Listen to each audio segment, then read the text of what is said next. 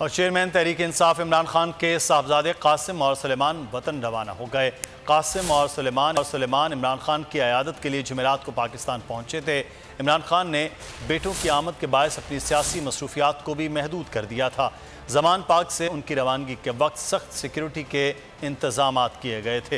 Lahore airport पर शहरियों ने कासिम और सुलेमान को देखकर खुशी का इजहार किया, सेल्फियां बनवाईं। शहरियों का कहना था कि वो बहादुर बाप के लायक बेटों के लिए नेक ख्वाहिशात का इजहार करते हैं। कप्तान का हकीकी आज़ादी मार्च, बोल न्यूज की खुसूसी कवरेज।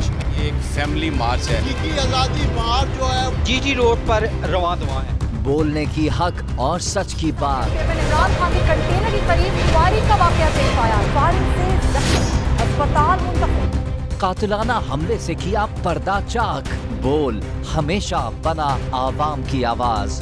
को वेलकम देगा आज़ादी मार्च के लिए बहुत अच्छी कवरेज की है। ये मार्च की तो जबरदस्त कवरेज। सब्सक्राइब करें और बेल दबाएं ताकि कोई खबर रह न जाए।